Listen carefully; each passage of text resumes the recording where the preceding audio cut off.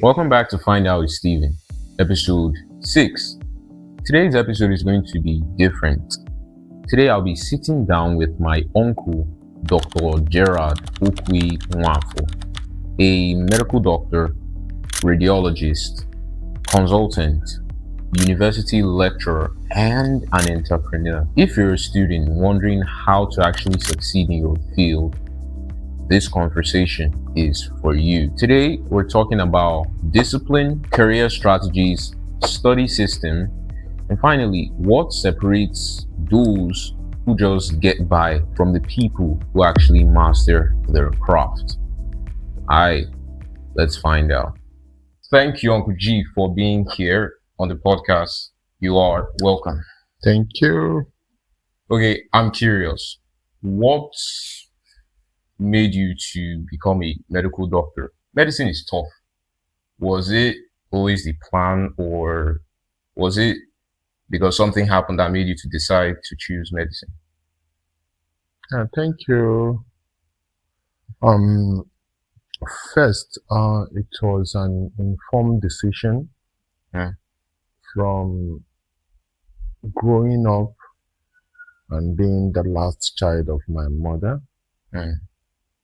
I was surrounded by my elder brothers, and early enough, I also wanted to chart a path for myself, Okay. but it will not be complete without mentioning that I have an elder brother who was like my father and a teacher. Yeah. So he really encouraged that. Yes. So my being a medical doctor is a work function of one. I was actually interested in it, Yeah. and then I had a very supportive elder brother who was like a father and a teacher to me. Wow. So that's what made you to study medicine. Yeah. So you're juggling many careers. You're a medical doctor, radiologist, consultant, even a university lecturer. How do you balance all of this without losing your mind or breaking down? Oh, well, there's a lot to it. One is loving to do what you're doing. Yeah. Okay. Yeah. Along the line, preparing to be a medical doctor was actually a task on its own, Yeah. and it's like prepare you for what you're going into, Yeah. because the stressful academic schedule Yeah. that is in medical school, Yes. then coming out to do residency program to qualify you as a radiologist Yeah. is a lot. So Yeah. by the time you are qualified, you've actually gotten into routine in Yeah. which you can juggle so many things at Yeah. the same time. So I can say that medical school, residency training, Yeah. and then the kind of elder brother I had was a pathway to my preparation. So Yeah. what I'm doing now is, in fact, what I was prepared to do. Yeah. So it's really not a challenge. Actually, I enjoy doing them. Wow. Mhm. Wow. Well, how do you manage like taking breaks without you breaking down or burning out? Yeah. You see, I like music, Yeah. and in between my jobs, Yeah. sometimes I drive a long distance to work. I Yeah. kind of in between why I drive is like a break time for me. Wow. I have my music playing. I listen to news, Yeah. sometimes even podcasts that Yeah. I had already prepared Yeah. in my phone or inside the car stereo. So Yeah. within that period, I kind of rest. Yeah. But I don't hesitate to take enough rest, especially when I have the opportunity to do so. Yeah. So that has been how I have been been able to like juggle my busy work schedule and also taking break for myself. Okay. So how are you able to actually retain all that information for your exams? What was the study strategies that you used that helped you? Yeah, thank you. One, I will keep mentioning my med school days. Yeah, Um, Anybody who is a medical doctor knows that group discussion is a whole lot, yeah, and it has like helped me even postgraduate yeah, time. Because when you have group of people like minds in yeah. the same course, you tend to like understand the topic Wow. in one perspective, why another person understand it from a different perspective. So by Wow. the time two, three of you gather together, you're saying it the way you understand it. I'm Yes. saying it the way I understand it, and the third party is also saying it the way he or she understands it. At the end of the day, you tend to get a lot of information about one particular topic. That way you get to understand. Wow. Then secondly, practicing past questions Yeah. was also a very good strategy for me. Wow. You know, I don't like overreading, but by the time I read a little, practice the past questions, Yeah. it tends to make me read wide. Yeah. So that has been my strategy. Ask questions and group Exactly. discussion. Yes, past question and good. Okay. As a lecturer, Mm. you see a lot of students. Yeah. What do you think is the most common mistake that students make while studying for exams? Thank you. Now, from my experience, you see, we are used to this fire brigade approach. And earlier in the t- by earlier at the time you got into school, Yeah. I did tell you that knowledge, building knowledge is like banking. Yeah, yeah, yeah, yeah, yeah. Okay, so if you decide now, I Steve, for Yes. every day, no matter what happens, I'm going to read for 2 hours, Yeah. even if somebody is sick, Yeah. somebody is dying, or Yeah. whatever, even if there's accident, that I'm going to read for 2 hours. Yeah. It then means that you are banking knowledge Yeah. 2 hours every day for 1 week.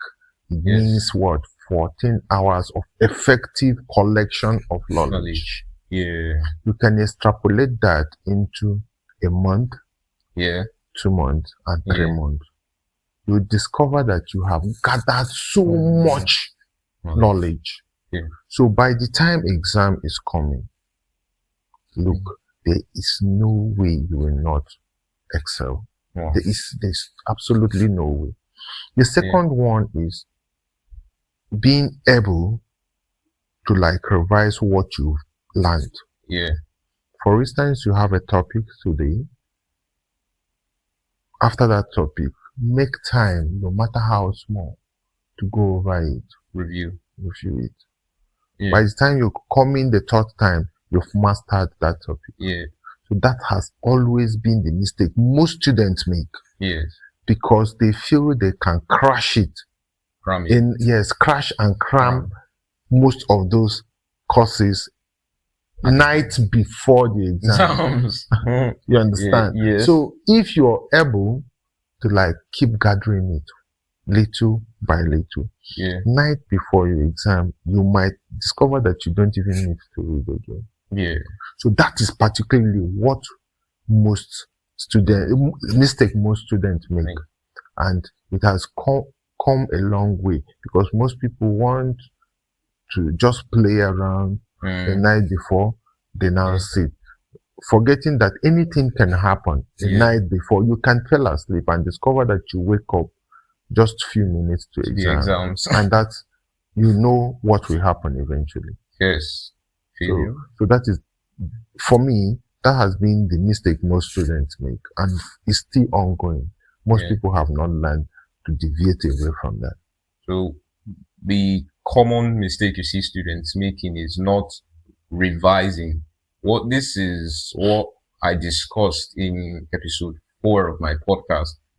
What you're describing is spaced repetition. Okay. Like reviewing a piece of knowledge over spaced intervals of time Sure. instead of you read it once and then you leave it, or you read it the night before and then you go to the exam. Exactly.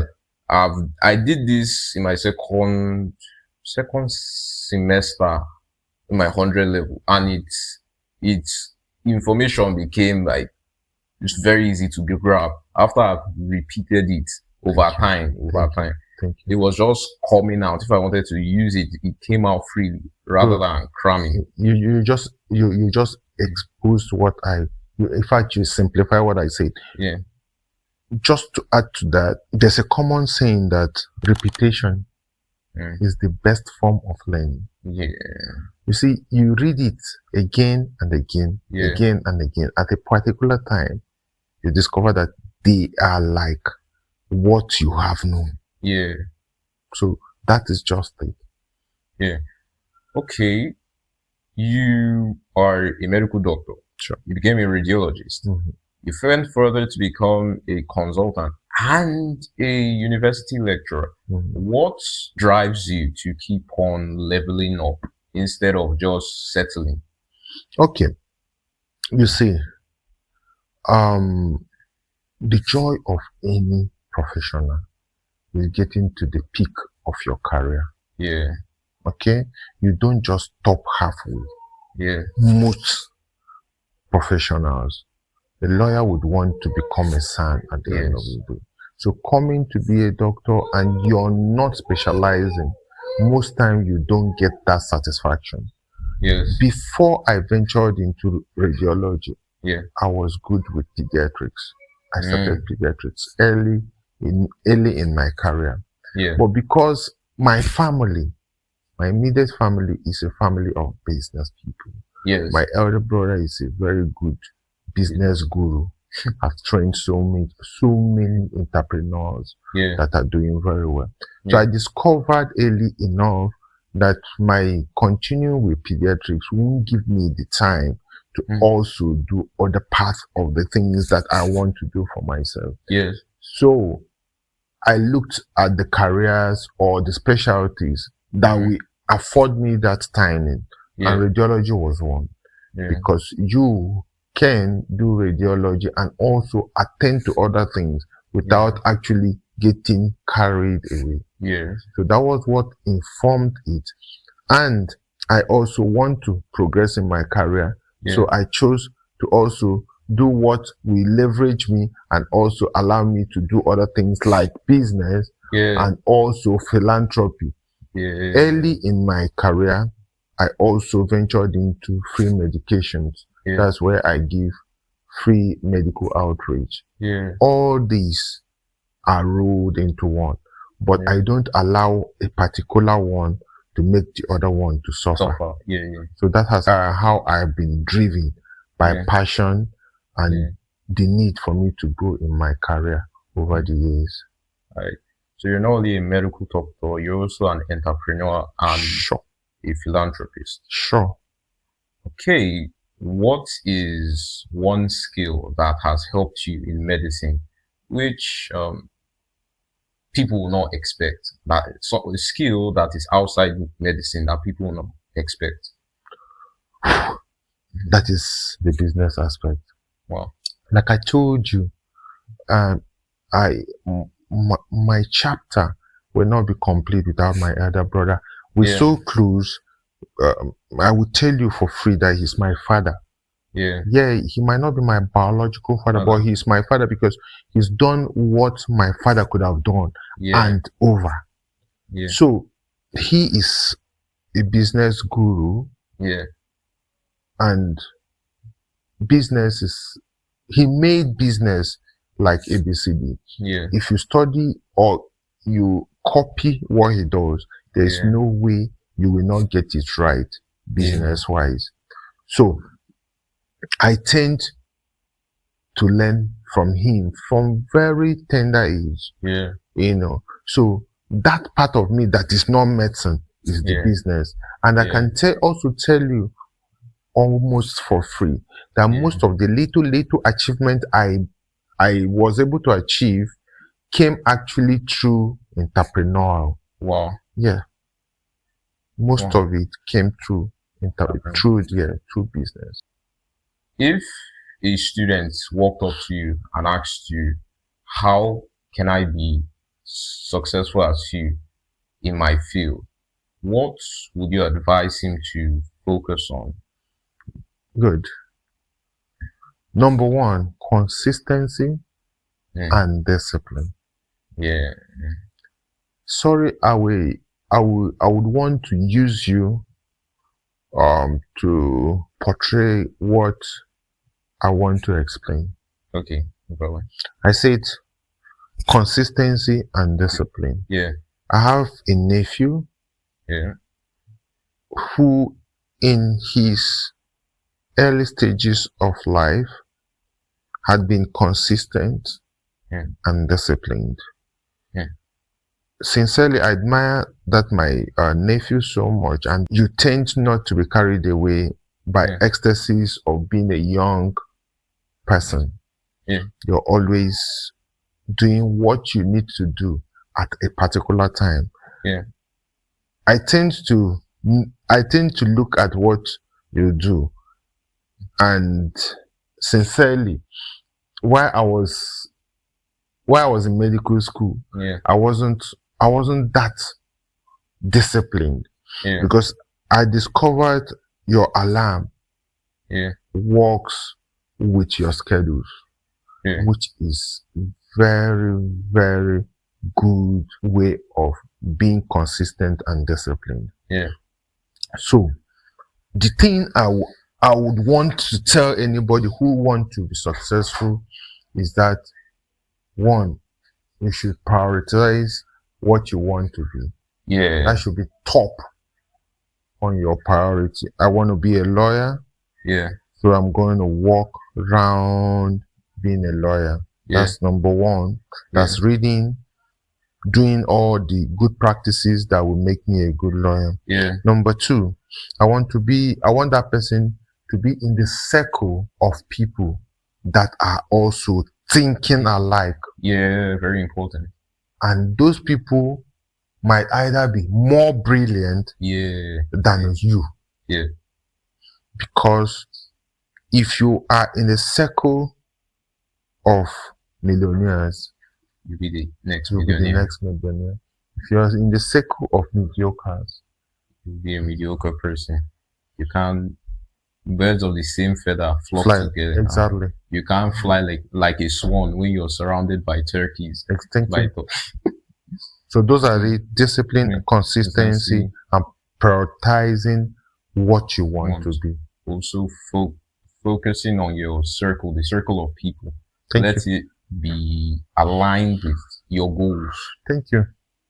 Okay, so thank you. Most students sacrifice a lot to succeed. They sacrifice their sleep, sacrifice even meals and exercise, and even their social life. Did you do these things to succeed in medical school? And is this something you would recommend? Yes, Steve, you said it all.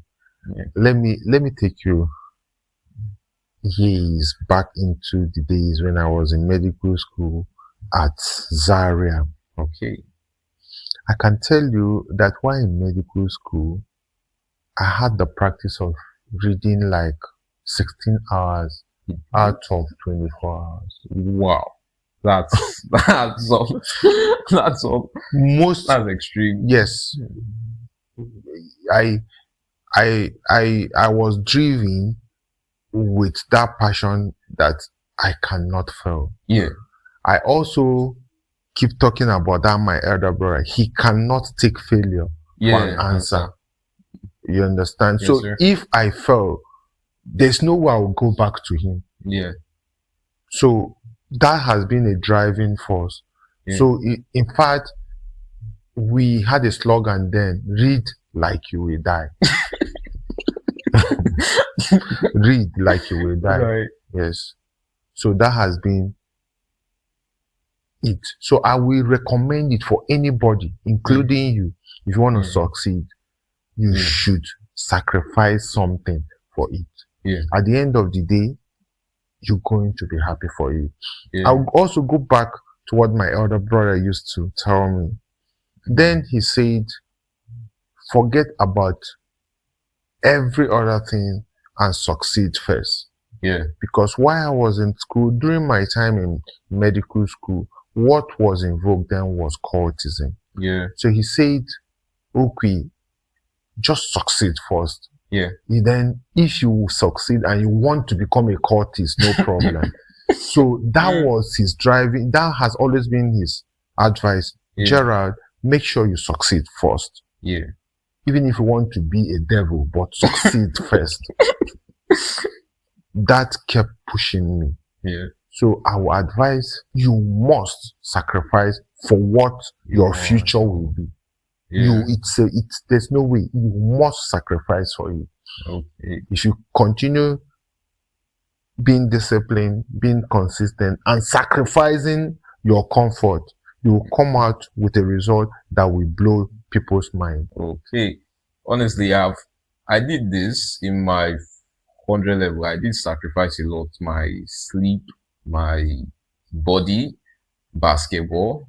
Well, I want to give my own opinion on this. Yes, sacrifice is necessary. But what I realized after all that sacrifice is night class or after night class. Students should have a high level of awareness where you realize that it is too much or this is excessive and ineffective. Okay. Like, now let me use myself. In my 100 level first year, I was going all in, night class. I didn't know how to study effectively. I didn't know what mattered and what was to be ignored. I was just doing that kind of thing. Well, then I sat down myself and no, I think I heard something from a senior colleague that a lot of students just go to night class, and at the end of the day, they get Fs because they are not studying effectively. They go to night class and maybe gist with their friends or something. And I then did some self-reflection and I realized that it's not that I wasn't studying or I gisted with friends. I couldn't read. I wasn't getting enough sleep. My brain wasn't grasping anything. Okay. Then I did research on how to actually study effectively. Okay. And then I realized that, of course, sacrifice is necessary, but sacrificing your sleep is not necessary because your brain needs sleep to consolidate knowledge. It's scientifically proven that your brain is at its prime in the morning. Okay. So I feel, and adopting active recall, spaced repetition, and interleaving study, those are my study strategies. And also using AI tools to help me see what is important and what is just decorative. It has made me realize that students, it depends on your course. Like law students in particular, don't need to go that far. Okay. It's when you don't know exactly what to do. You follow that generic trend. Reading. You don't need to read for multiple hours. Medical students, I don't understand where you guys operate. You guys can do yours. You guys textbooks are scary, are huge, that are oppressive. They are just, you guys you guys are literally dealing with people's lives. So you guys should read for 16 hours. It's fine. For law students, you just need to know how to spot issues, know how to write fast under pressure, because you can understand the whole textbook and understand the whole course, but if you can't spot issues, write clearly under pressure, and just give a logical answer, you're wasting your time. You would put a lot of effort, you won't get enough your desired outcome, a good grade. So yes, there are times you have to go far. I mean, I understand that. Well, you should advise students to really be strategic and plan everything, gather information, know what it actually takes, know the preference of the lecturer, marry past questions, as you said. Yeah, Because if you can't answer those past questions, you're wasting your time. I agree with So, you. so those are the way. That's the way to actually do things. And if you adopt like effective study strategies, you actually know how to study. Not that you're following what you met other students doing. Mm. You would study less. You study within less time, and you get better grades. I literally know a final year student who just graduated. The guy, uh, what he does, he doesn't read throughout the semester. 2 weeks before exam, he just enter what me I termed academic god mode, Okay. and he knows what I just said. He know how to spot issues. He knows what is relevant and what is just decorative, Mm. and he will enter the exam and Poised. point and get an A, and he graduated with the first class. Funny enough, people who were studying like hours. He will tell them, "You can read all the hours. I will just read for a small time and I'll take my first class." And he did that. So he learned how to write essays. He learned how to write essays. He knew what was important. He knew how to Arrange write it. in a way that captivates the lecturer. Because if you follow exams in particular, if you just analyze it, it's your mark is in the hands of the lecturer. Okay. If you're able to write everything in a logical, coherent manner, and then just give it to the lecturer, your A is certain. It's certain. So yes, sacrifice is necessary. Sacrifice, but be effective. Focus on effectiveness, please. Yeah. So just to add up to what you said, yeah, in our own, what you said is actually what it should be. Yeah. And for instance, I do what is called effective reading. Yeah. And like you rightly said, is usually in the early hours of the morning. If you can do 5, maybe to 7, usually it's very, very effective. And that is what is called that effective reading. We doing medical students are actually, they have to like go extra mile because the the vast things you need to cover is just too much, especially when you're preparing for MB exams. There's no way you will, you will do the effective reading without covering at least the basic things you need to know. You know, the basic things you need to know. So that is why most time we take a lot of time because we have so much to actually read. You understand? Because there is no one that is captivating and the one that is decorative. Virtually everything is important because you're dealing with human life. You need to actually get to cover virtually all that you need to know. Or else it will be a disaster. Because our exams is fashioned in 3 modes. You do the written, you do the MCQ, you do the orals, that's Viva, and then you do clinicals, about 4 folds. So there is no way you will not be vast in what you're doing. It's not possible. You have to be vast or else you get into trouble. What's the biggest mistake you made in your career and what did you learn from it? Wow.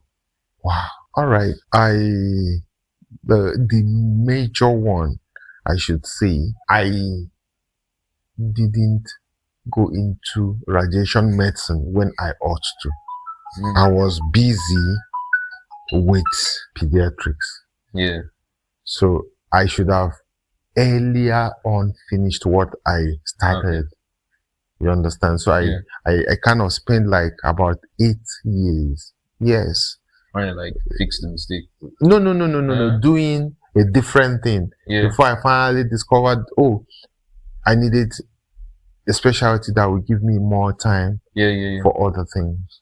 But all in all, I'm still enjoying that because I also see pediatric patients and I treat them like a pediatrician. because the knowledge I acquired while in pediatric has been very useful. But I ought to have finished what I am doing now earlier than now. Okay. So the lesson is do what you ought to do at the right time, so that you don't regret it or waste time trying to fix it later on. Sure. So I've definitely enjoyed this. So here's the last question. For you, what is your definition of success? Is it money? Is it meeting your moral obligations, making a meaningful contribution to the society, building wonderful relationships with people? Steve, for me, it is being able to meet the needs of many people as possible. Wow. And maybe you say, I am so attached to my elder brother. I should call him my role model because he has touched people, myself, people around me, my parents, his children, of course, and people, in fact, virtually a lot of people. But do you know the amazing thing about my elder brother? He doesn't do crime. So to me, that is success. To me, that's the definition of success. Because I can tell you, there are palpable people of importance that have really made money, that have come through his genealogy, that have come through his tutelage, and they are what they are today, courtesy of who he is. Wow. So for me, success is being able to meet the needs of varied people around you. Wow. That's beautiful.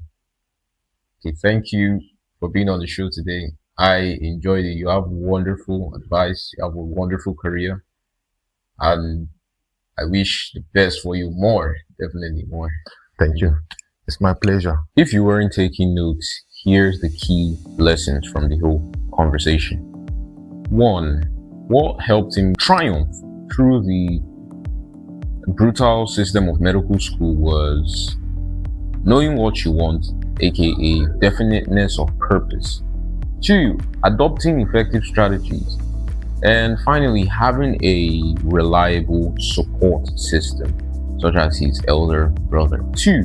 What helped him to retain all the information in medical school was spaced repetition and having study group meetings. 3. Sacrifice is necessary. However, effectiveness should be prioritized rather than just sacrificing ineffectively. You should find out how to be effective and then focus on those strategies. And finally, his conception of success isn't money, cars, or multiple recognitions, but he believes that success is impacting as many people as you can, which is a beautiful conception. And I love that. All right, first off, a huge shout out to my uncle for being here. It was an amazing episode. If you found this valuable, here's what I need from you. First, subscribe to the channel. I post every Sunday. Real conversations, brutal pragmatism, no fluff. And 2, follow me on TikTok, Instagram, and X. This is Find Out Steven, where curiosity meets action. See you next Sunday.